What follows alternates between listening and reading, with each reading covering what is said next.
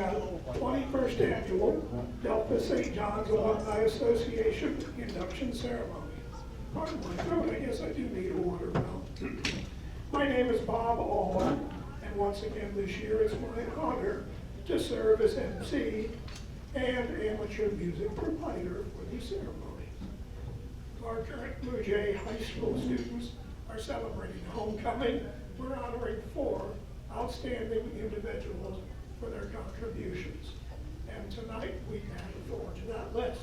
But before we do, we need a word of prayer from Father Ted Walker.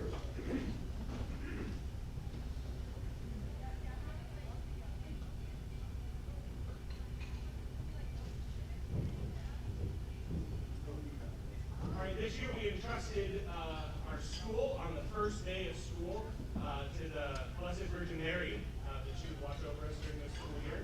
So let's just entrust our evening tonight to that same Blessed Mother. In the name of the Father, and of the Son, and of the Holy Spirit. Amen. Hail Mary, full of grace, the Lord is with thee. Blessed art thou among women, and blessed is the fruit of thy womb, Jesus. Holy Mary, Mother of God, pray for us sinners, now and at the hour of our death. Amen. In the name of the Father, and of the Son, and of the Holy Spirit. I need those hands, Father. Tonight we'd like to acknowledge the Hall of Fame Committee, which had the difficult task of choosing our class of 2025 nominees, the Adelphus Knights of Columbus organization for the use of their facilities, and the 8th grade St. John's students who have helped to put this event on. This evening,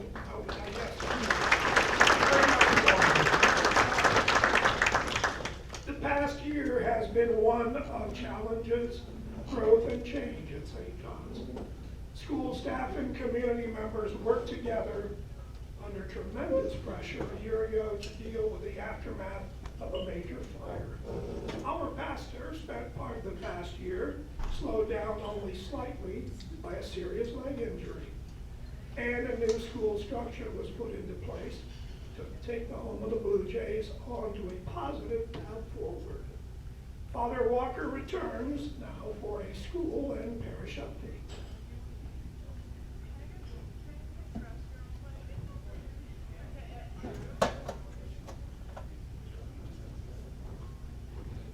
He's got to make room for the middle linebacker up here. Good, well, nice to meet some of you for the very first time. Father Jeff Walker, pastor here at St. John's, now for about a year and 40 days, I think. And this has been the year, I'm calling it the year of fire and ice. Since we had the school fire in the fall and I slipped on the ice in the winter. It'll make a good tattoo, I think, fire and ice. I have good news to bring of St. John's, of our parish and our school, both of which are alive and well and growing. Of course, in our parish, we continue to do all the things that a parish does, growing in virtue and holiness and community as a family of God, bringing in new members through baptism, sending old members to meet the Lord at their funeral, and taking care of people at every moment in between. I think one of the signs of a healthy parish is growth not just by new births from parishioners or people moving into town, Catholics from another parish, but the fruit of evangelization, of introducing new people to the faith that we treasure and that has sustained us and given us life. And so the RCIA program, and also the OCIA, the process for bringing Catholics into the church is a good thermometer for how vibrant a parish is. It goes to our witness of living the faith, our witness of being people of hope, and our Christian charity. We have about 39 people in formation to enter the church here in Delphus this year. It's a record number in recent years, certainly. It's a sign that our parish is alive and well. Of course, the largest ministry of our parish is our beloved school. 11 of those 39 are students at St. John's School. To give you some context, last year we had 3 students entering the church through baptism. The year before we had 2. Our parish, our school, is alive and well and growing. Everyone wants to know the numbers all the time. So we're up just slightly this year. We have 646 students, K through 12, up from 639 last year. But we love an upward trend, a sign of life which goes on, which continues. And 44 of those students are from families who are new to St. John's this year.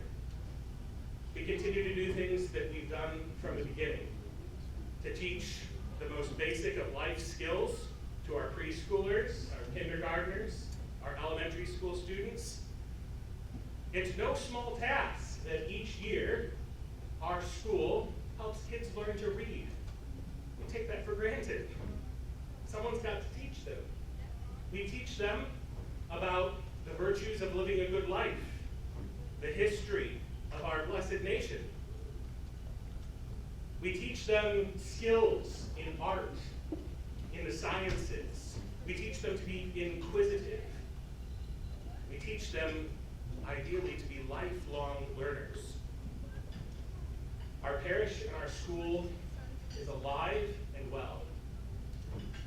To live is to change, said St. John Henry Newman, whose feast day we celebrated just a few days ago, who will soon be named a doctor of the church, one of the great teachers in the history of the church.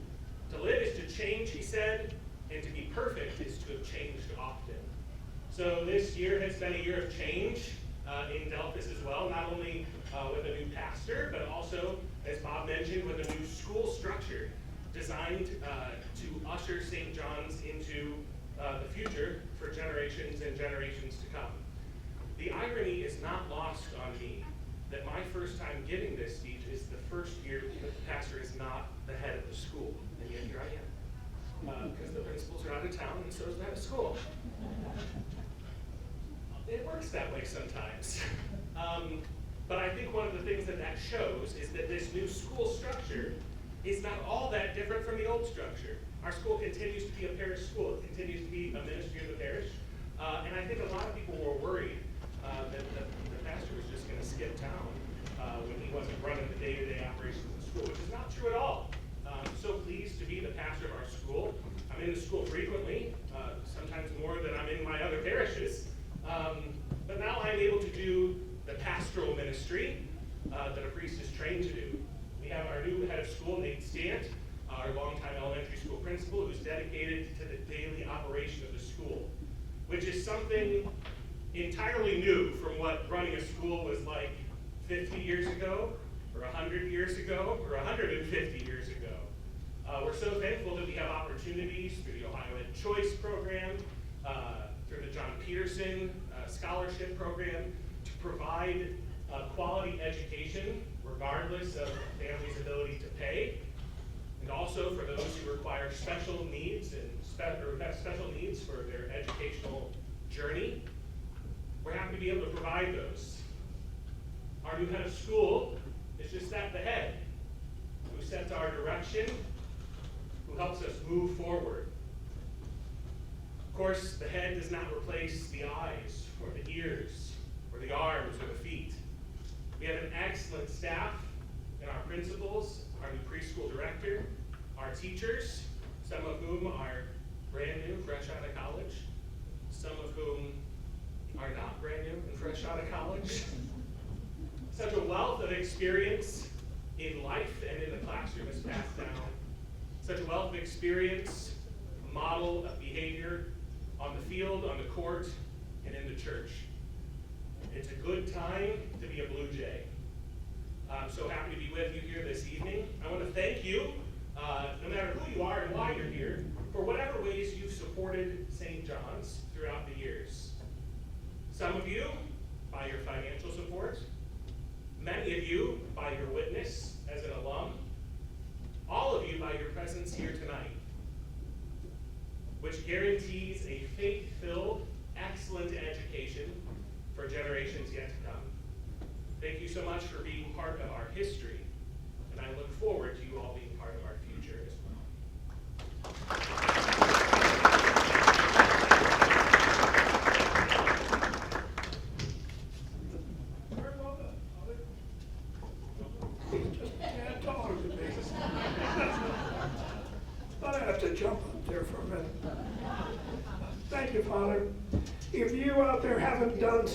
encourage you to take a look at the bios of our 2025 nominees and prepare to be amazed at their accomplishments.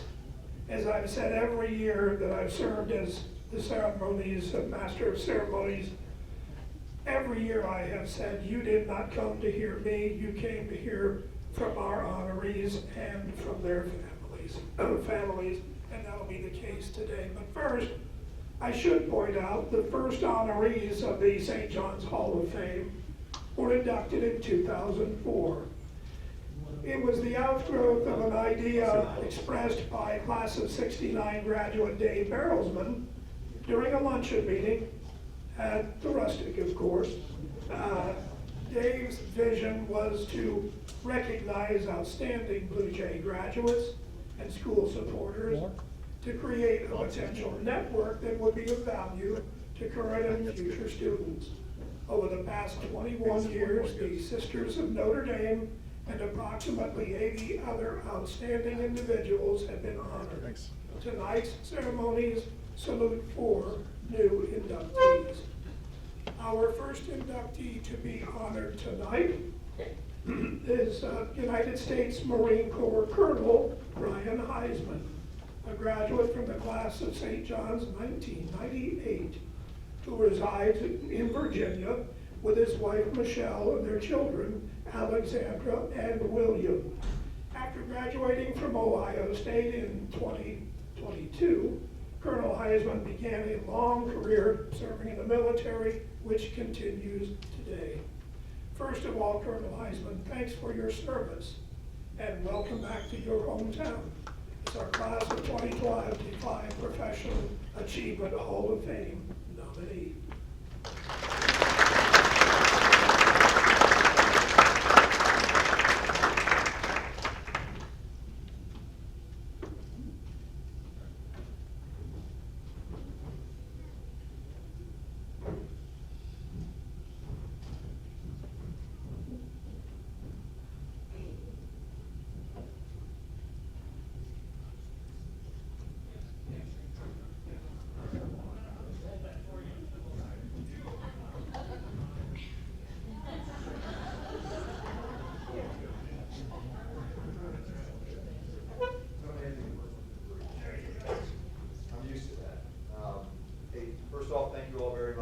I really do appreciate it. Got to start with a good, quick story. Is we were standing down on the sideline yesterday at halftime, and I was talking to Mr. Dick Clark. The band was doing a great job on the percussion. My daughters picked up percussion this year when I was playing the trumpet back at their school in Virginia.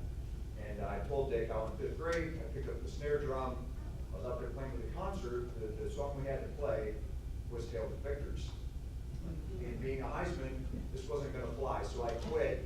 After the concert, decided, you know what, I'll just get organized when 7th grade football starts. So, you know, OH, right? So I just wanted to just a few words, just real quick. So back in 1997, it's May of '97. I'm a junior here at St. John's. I'd spent the last probably 10 years talking with my grandmother, Kim Heisman. She always talked up the Air Force, always talking about it. My grandfather was in the Air Force during World War II. Was stationed down in Rickenbacker in Columbus. So you know what? I decided, I remember talking to Mr. Gunder, I set up an appointment. I'm going to go over and talk to the Air Force. That's what I want to do. So I drive over to Lima, go over to the Federal Building. I come walking in. I have an appointment at 11:30. It's a few minutes before. They have one of those signs standing on the door, and it says, "We'll be back at 1 o'clock." So I'm like, okay, well that's interesting. So now what I'll do though is I'll tell the KFC, the Knights of Columbus version, not the Eagles version. So I'm standing there at this door and I'm knocking, right? Nothing's happening, and all of a sudden I hear out of the room next to it, like not 5 feet away. You don't want to talk to those individuals. You want to come in here and be a real man. It was Gunnery Sergeant Fitzgerald. He was the head of the Marine Recruiter Office. They just happened to be right next door to the Air Force, and I think that was on purpose. I go in there 3 hours later. I had to go over to INK to go to work. And I had a piece of paper and a bumper sticker.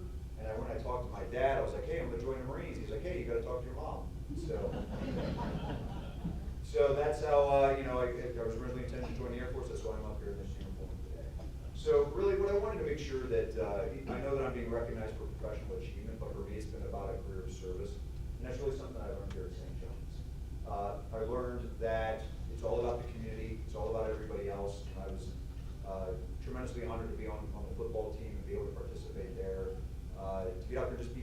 something bigger than yourself, part bigger than something than one's self. And that's really something I carried forward as I went to Ohio State, beat Ohio State University. You know, I was in ROTC, I worked through all of those things.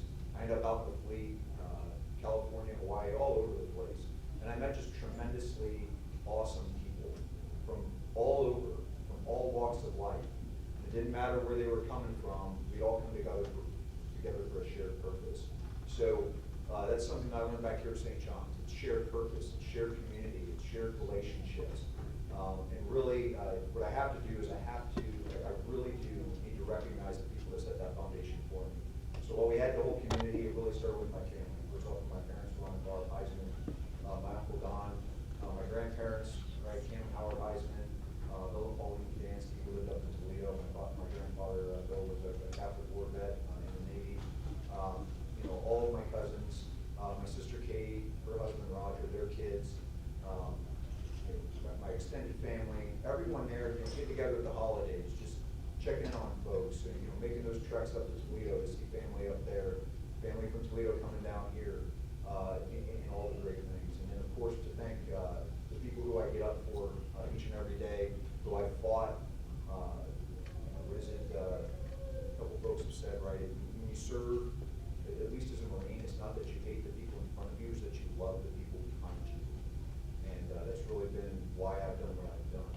Is I'm out there, wherever I found myself, it was about the people that I was with, the Marines that I was responsible for, and the people back here continue to live their lives and do great things.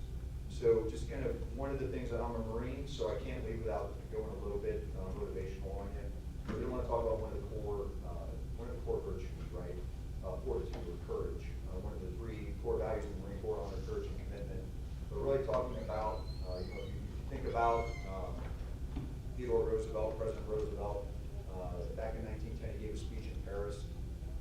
It's all about citizenship and republic. This speech goes for hours. There's one very short segment of that called Man in the Arena. It's something that's always kind of popped up in front of me. I think it's something that applies today. It's something that I think all of us keep in mind, and I just wanted to read an excerpt from that. So it's not the critic who counts. It's not the man who points out how the strong man stumbles or where the doer of deeds could have done them better.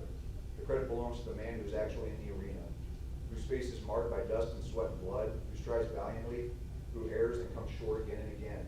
Because there is no effort without error and shortcoming, but who doesn't actually strive to do the deeds. Who knows the great enthusiasms, the great devotions, who spends himself in a worthy cause, who at the best knows in the end of the triumph of high achievement, and who at worst, if he fails, at least fails while daring greatly, so that his place shall never be with those cold and timid souls who know neither victory nor defeat. Again, it's showing courage. You know, out at Stadium Park last night, the Lord knows we were raised in St. John's football, not like St. Henry very much. But those kids fought hard last night. They didn't quit. They're given every opportunity to, you know, maybe get a little frustrated, get a little angry with each other, but they went out there and they played hard. They played with courage. They played with fortitude. And I was proud to see that tradition continues here, regardless of what the scoreboard says, because, you know, life is a series of challenges and you have to overcome them. And I think that President Roosevelt's words there mean that, right? You get out there and you work hard and you keep pushing, because eventually you're going to break through. So as I kind of wrap this up, again, I thank everyone. Everyone's come up and congratulated me, and I very much appreciate it, but really it's just about being a small piece of a tremendous community, the church, the school, the city of Delphos, and of course my family. And I love each and every one of you all. And I wanted to leave you real quick here with something that I've taken on as I've served for the last 23 years, from Isaiah 6:8, which reads, "And I heard the voice of the Lord saying, Whom shall I send, and who will go for us? And I said, Here am I, send me." Thank you very much.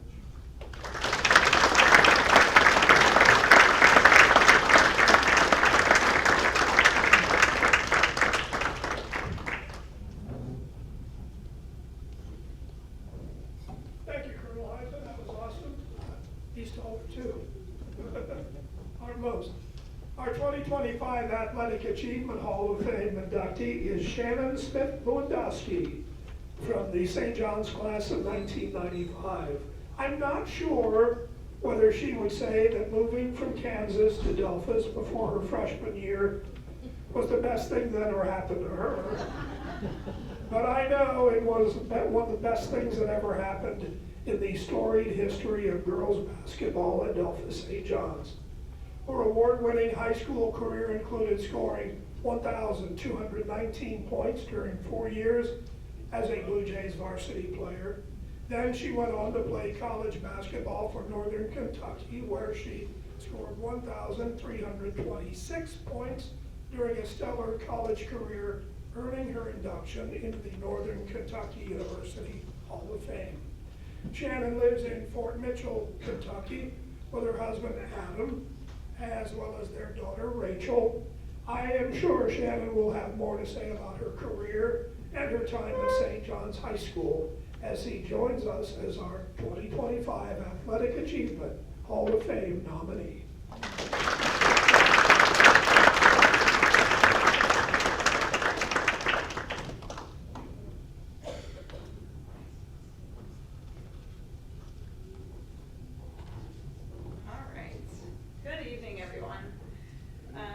So much for the introduction, Bob Ulm. I'm thankful for you, Bob, and for Bob Episcotti, JJ McLean, Cindy and Denny Elwer, and the entire Hall of Fame committee for making this such a special event, such a special weekend and experience. You know, being part of that pregame prayer and huddle last night was especially meaningful. You could really feel the love and effort that you all put into this Hall of Fame weekend. It's hard to put into words what this honor means. To be back here where it all began, surrounded by the people in the community that shaped me, you know, it's incredibly humbling. Especially when I look at the names of past inductees like Coach Bob Arnzen, Dan B. Scrodehouse, Jeannie Arnzen-Gulick, Deb Elwer Lindemann, Sue Young, Peter Brandvold. You know, I was just taken away by all the amazing people already inducted. You know, it just makes this mean even more. Just because those incredible coaches, administrators, community members, and athletes, many of whom I was fortunate to know, or to be coached by or mentored throughout my life. I've always been blessed with an incredible support system. I have the most amazing parents and family. Mom and Dad drove to so many games here and all over the place, once ending up in Marion, Ohio, instead of Marion Local, which is pretty far away. I think they missed that whole game.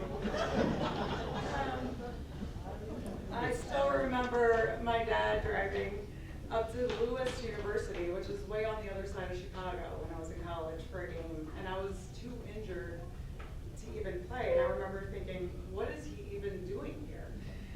But that is just who they were, you know, always there, always cheering for the team. My mom has always been a champion of whatever we wanted to do, encouraging us to dream big. And both of my parents carried such big responsibilities in life. My dad helped farm all through college while studying engineering at Purdue. My mom helped raise her younger brother after losing her dad as a teenager. Yet they still found endless time, energy, and love to support me and my siblings through every practice, every game, every new passion. They've also been so active in the community, Dad through Kiwanis and Mom through her CASA work, and always finding a way to serve and help others. Their dedication, love, and work ethic still inspire me today. My brother Dave, class of '98, was such a hardworking football player and big supporter. And my sister Samantha has always encouraged me as well. So when my family moved from Kansas to Delphos before my freshman year, I was a homesick teenager for sure, a little stuck in the past, missing my old friends, leaving behind familiar teammates was tough, but the kindness I found here made all the difference. You know, Coach Bob Arnzen was one of the first people to welcome me to St. John's. His warmth, his love for basketball and all things Kentucky, and his encouragement throughout my life was truly special. His family showed that same kindness. Alice was always so supportive, and Jeannie Arnzen-Gulick continued to mentor and encourage me through college and beyond. Bob's legacy truly lives on through her and through everyone he touched. Coach Bees used to tell the story, and actually we were talking about this before the dinner even started with Jeff, about the legendary open gym that my dad attended. So this is when he was trying to decide which school that I would attend, and he happened to find the St. John's Open Gym. And apparently it was like an all-star open gym. There was like current players, there was former players that were playing in college, there were, the coaches were out there playing. My dad didn't know who was who, but he was amazed at the level of play, and he saw right away that St. John's had something special. And that excitement carried through the program. I had incredible teammates, upperclassmen like Jen Altenberger, Bensman, Hadlitzel, Tammy Grodehouse, Bridget Caphart. They made sure I knew about all open gyms, and loved playing with all the upperclassmen, or underclassmen as well. My teammates, Stacy Elwer Fairchild and Julie Regan Feathers, who are both here tonight, became lifelong friends. They pulled me out of my homesick funk, stood by me through ups and downs, were bridesmaids in my wedding, and have supported me ever since. I'm so thankful for their friendship, love, and support. Our gym was such a special place, having coaches out there running sprints and scrimmaging with us, because they were a lot younger, back then. But they made practice fun. Coach Bees was always encouraging me to invest more time and energy into my game. And Coach Jeff Grodehouse, thank you for believing in me through high school, college, and beyond. You always called me Big Dog. Reminding me, if you can't hang with a big dog,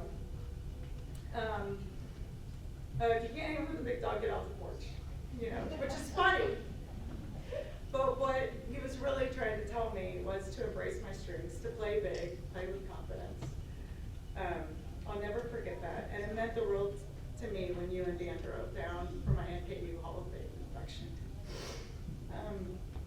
I learned the most from close games, the battles, and even the losses. I remember asking Coach Bees after our second overtime against Minster, and I just went up to him and I was like, now what? Like, we gotta do something different. Like, now what we're gonna do?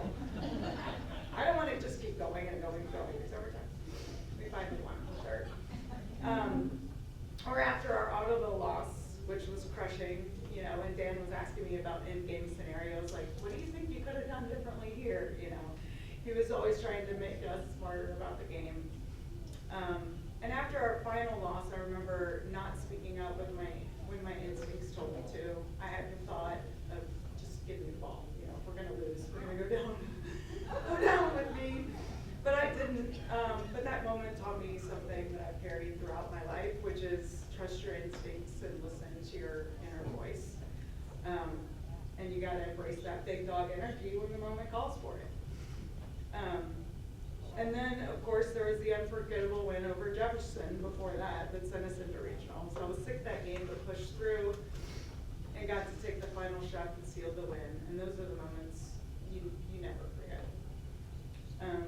As a kid, I was always driven, competitive, and a little stubborn, wanting to participate and win everything. I remember running the presidential fitness test in middle school and finishing behind a boy I liked, and that did not sit well with me. So I started running on my own at home, and the next time that test came around, I smoked him. And that drive, that mix of competitiveness and determination has carried me throughout my athletic, professional, and personal life. We often celebrate the big achievements, but it's those small daily habits that make all those moments possible. I also learned so much from watching others, watching NBA and women's college highlights, just mimicking the moves I saw. NKU's men's coach, Kenny Shields, once joked that I had more post moves than any of his men's players. I'll take that as a compliment. But really, that's how I learned, not through comparison, but just through inspiration from others. The strong foundation of family and community that have carried me through my time here helped carry me through my time at NKU. It was a young university then. We had a rare female collegiate athletic director in Jane Meyer and a hardworking coaching staff.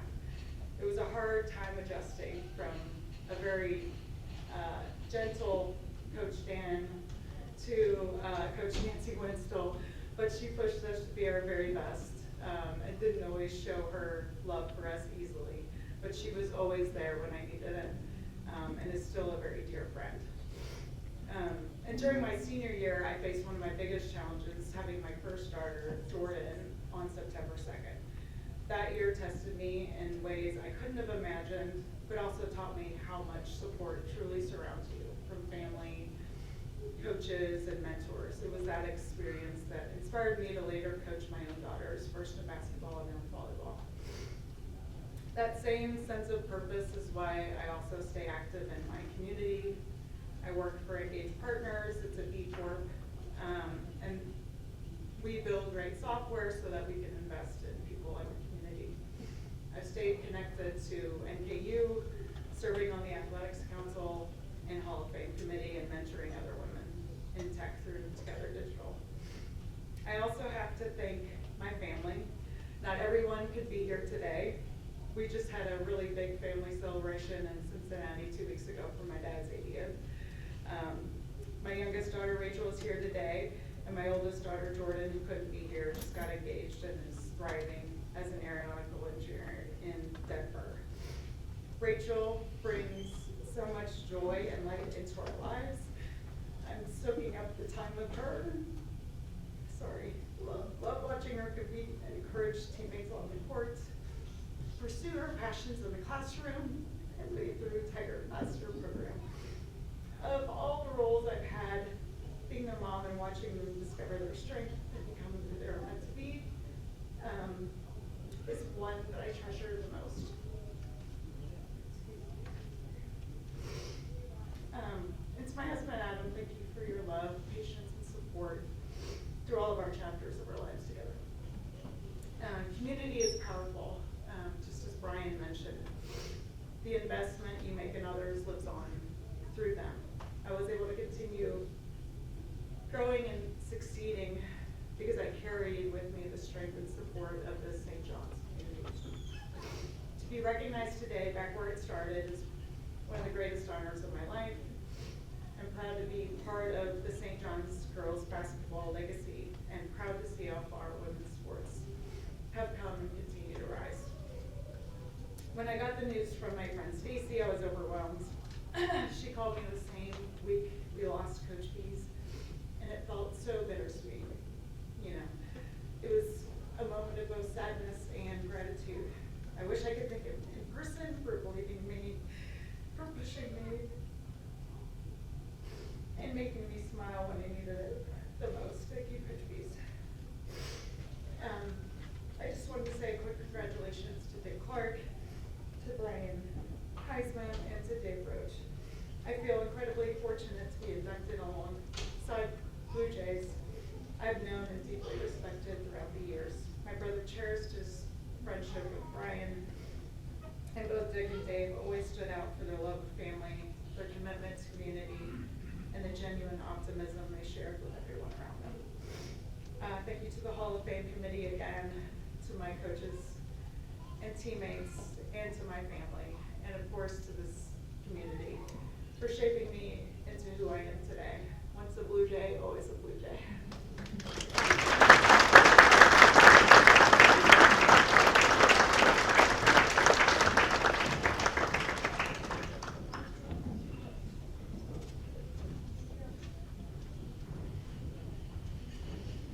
Real quick, sorry, Mr. Owens, got to thank my name, my wife Michelle, and son.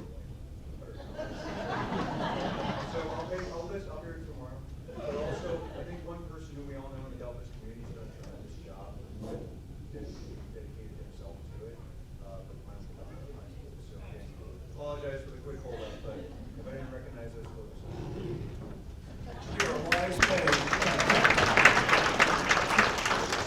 That, my friend, is combat you do not want to endure. Unfortunately, sadly, our service to St. John's nominee must be saluted posthumously this evening. Dave Roach left us very unexpectedly last December 6th at the age of only 74. Dave's professional career in broadcasting began with the establishment of WDOH in 1972 and continued until he passed away. Dave and I worked together for well over 40 years, and after he went to work for WERT, WKSD in Van Wert, Dave would often stop by in the morning over the past several years, and we'd teach each other about who was going to quit working first. I never expected it would be him. Dave's business and community service work is well documented in his bio, but what many don't know is the amount of time he spent in service to St. John's, serving on multiple committees as a trusted advisor to several pastors and St. John's principals. So great was his commitment to St. John's that he was named an honorary St. John's High School graduate, more than just a handful of people to have been honored in that way. He was tremendously dedicated to his wife, Laura, their St. John's graduate daughters, Amanda and Melissa, to St. John's, to the Delphus and Van Wert communities. I think one of the best things that can be said about a person who's no longer with us is that he or she left a very big hole to fill. And Dave Roach certainly did that. Representing the family of Dave Roach this evening is his daughter, Melissa Ramsey.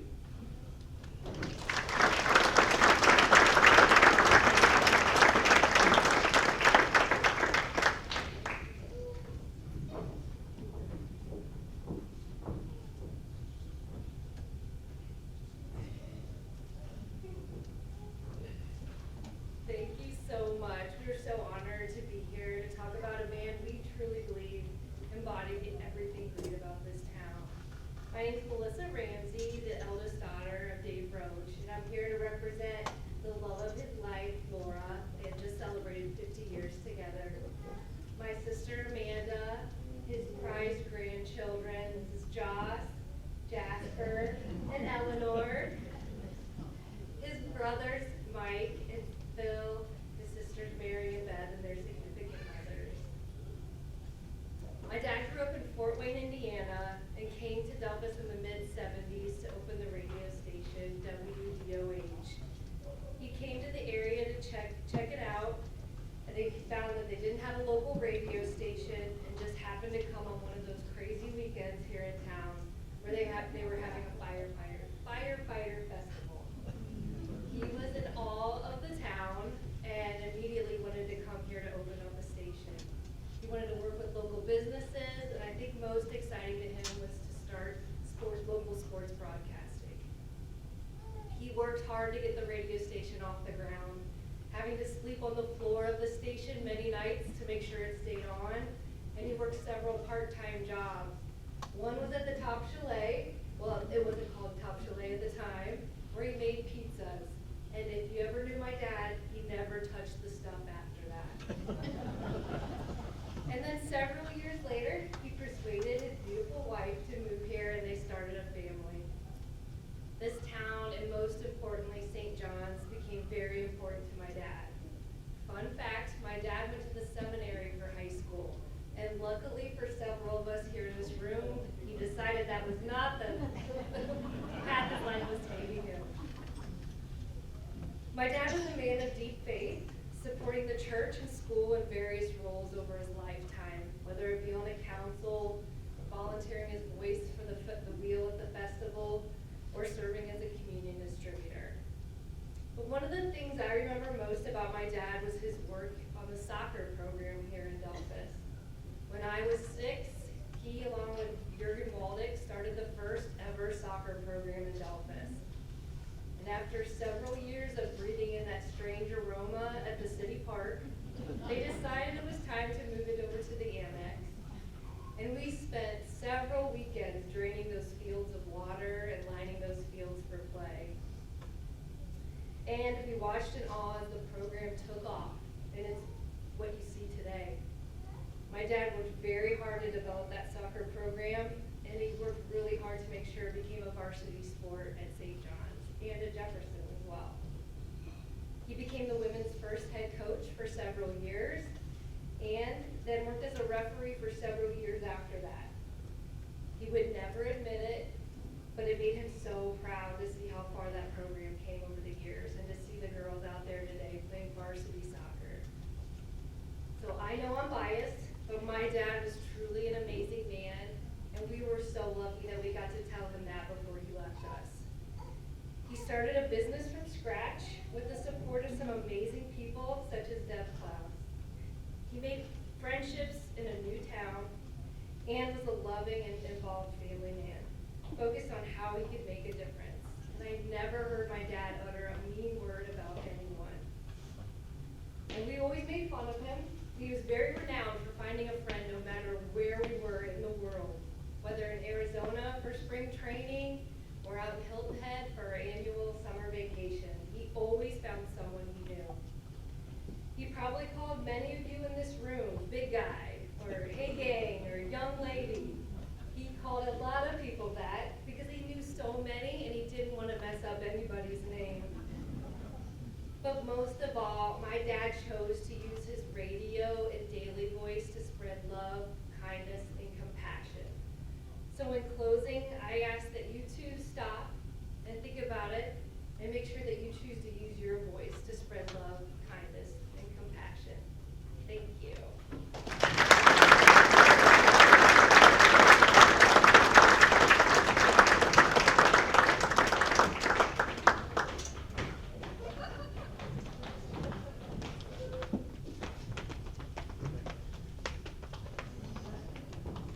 That's what you call nailing it.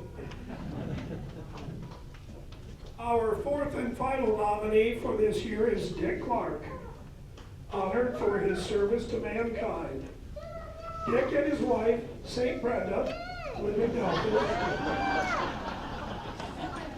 His service to mankind, the charities and organizations, is well documented in his bio, but what it doesn't note is that every volunteer task he takes on is done with a smile, and usually at least one bad joke or two. Dick was very humbled to hear that he had been nominated. I know because he told me so.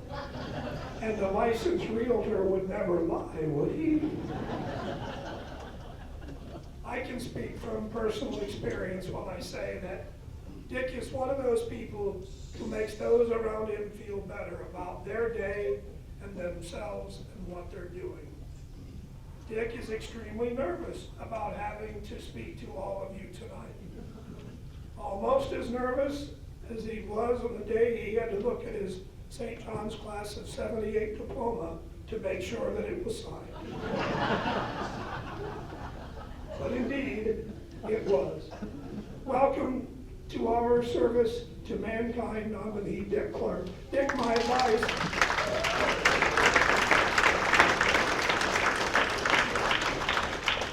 Dick, my advice is just do what I do. Don't look at the audience. It'd be awesome.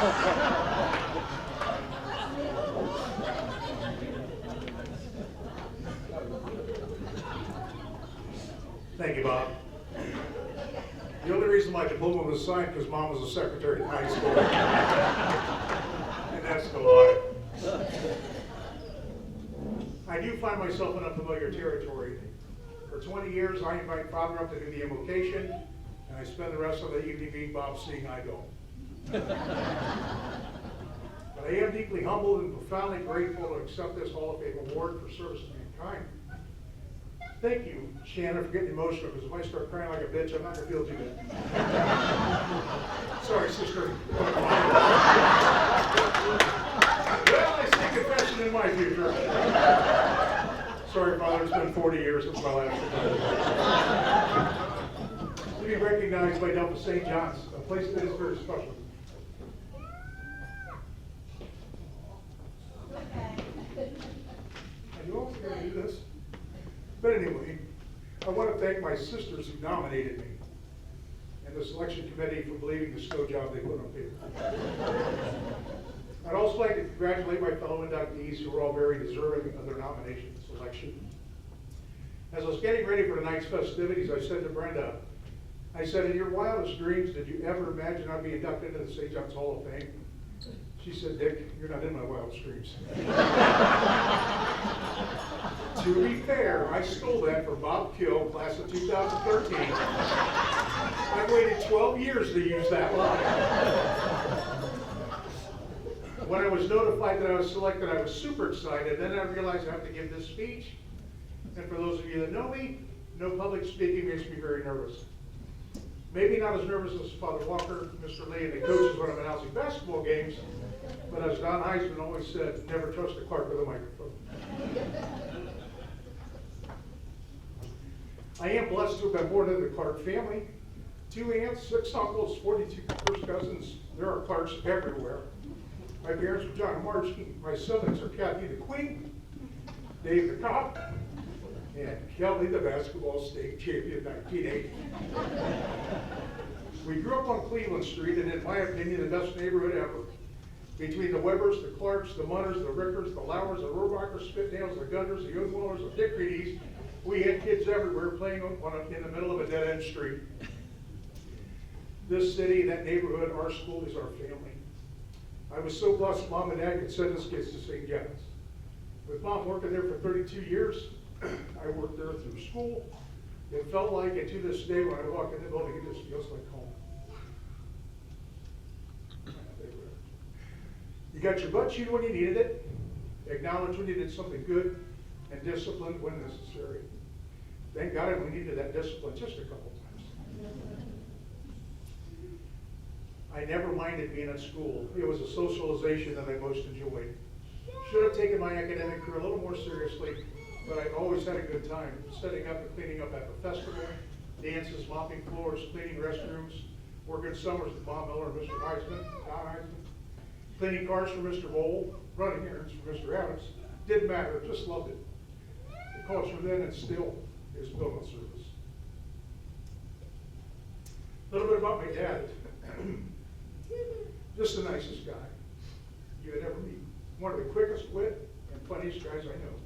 Always in a good mood, smiling and hardworking guy. One day, Brother Dave and I had found our wits then. Sent us to our room and said, "Where your dad?" So Dad had supports. He's kind of Western like he always did. He walked in the house and said, "Hey, Marge, how's it going?" He said, "Beat him. You take him in our room and you beat him."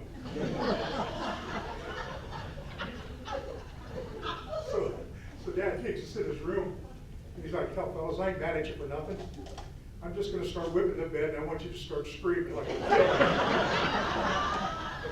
kid." So we run out, hold our butts. Mom's in the living room crying her eyes out. I don't think Dad ever told her that he didn't. But we did learn our lesson.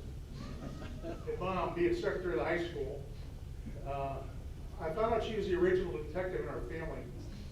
I tried to skip one day of school my senior year. Now, you may not know this, but I have an allergic reaction to alcohol. I tell you, when I drink a beer, my face gets blotchy, my skin gets red, it gets hot, and I found that out, so I took a shot of NyQuil one morning before school. I said to Mom, "Oh, I'm feeling crap." She grabs my head, "Oh, honey, go back to bed." So, not realizing, she takes attendance. At about 8:30, she calls me. Said, "Hey, did you know Jay and Tony were in school today?" "No, Mom, I didn't know that." "Well, just so you know that I know, I'll be calling this house every hour on the hour. My God, your ass better be home." Yes, Mother. Sister Kathy, the Queen of Sheba, was always in charge when Mom and Dad went somewhere, so David and I would give her fits back in the day. But now she's our matriarch of our family, and I couldn't live without you. Stop it, Kathy.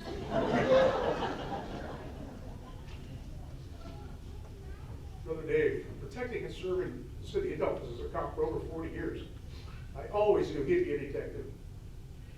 When Saturday night Mass very first started, my buddies and I, we went to Mass.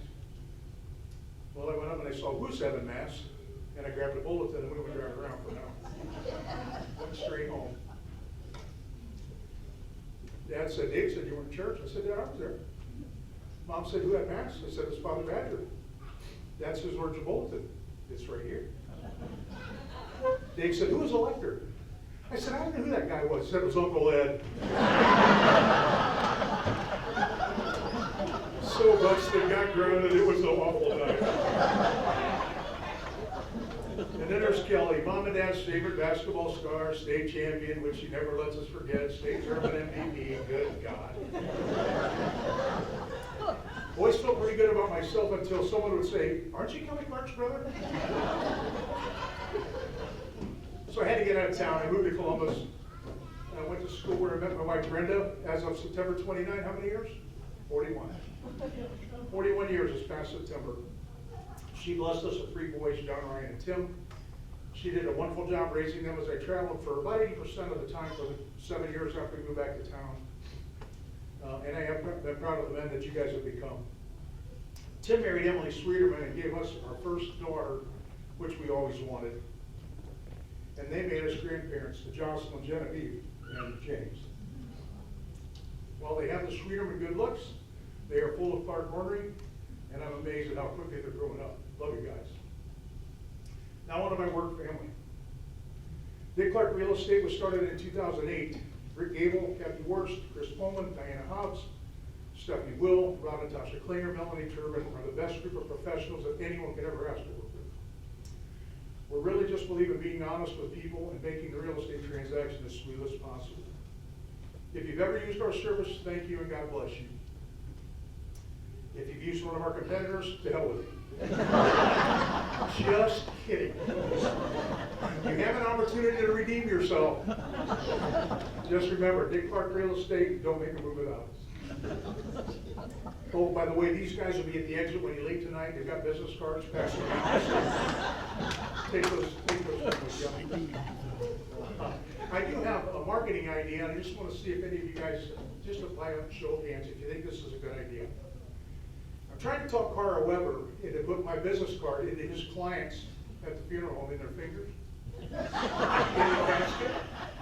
Just think of the people that would see that. I personally think it's a great idea. How about you guys? Okay?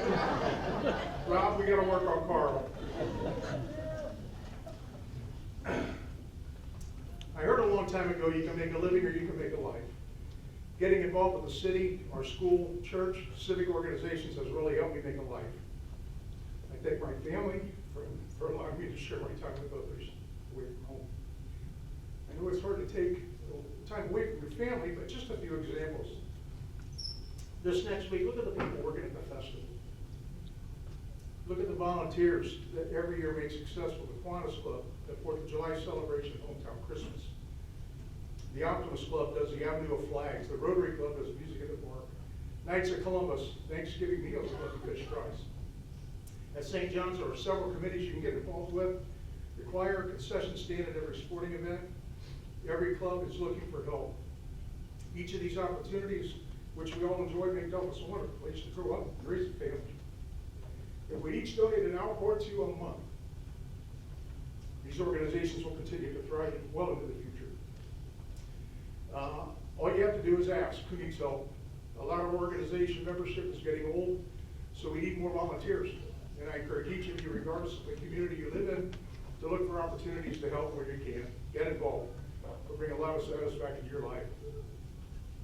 As I close, I want to again thank the Hall of Fame Committee for putting on a fabulous celebration, the KSC for delicious dinner, Bob Ohm for being our MC again and not beating me up too badly, but and to my fellow inductees, this year's Hall of Fame. I do have one final question. Do you guys know the difference between Dubai and Abu Dhabi?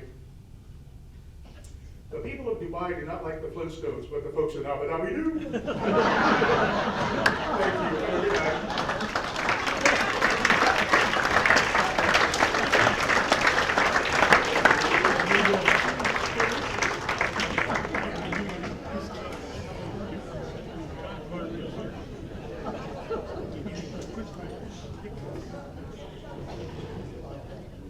That's why we put him last. Before we close our ceremonies this evening, Let's have one more round of applause for our 2025 St. John's Hall of Fame inductees.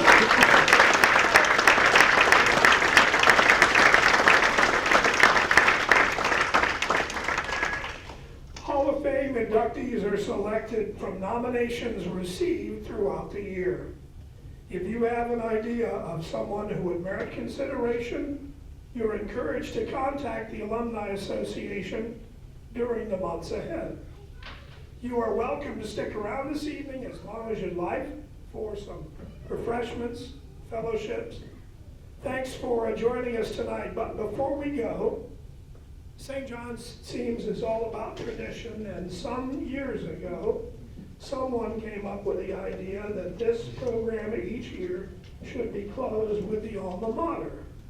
Now, it may have been some years or some decades since you sang it, but I am told that it is printed on the programs, even in large print for the sight impaired. It's on a what? A little paper, okay. So if you give me just a second, I'm gonna walk off this stage, and Father's gonna be cringing because I'm not sure his insurance paid in case I fall. I'll get to the piano and we'll try to sing the alma mater.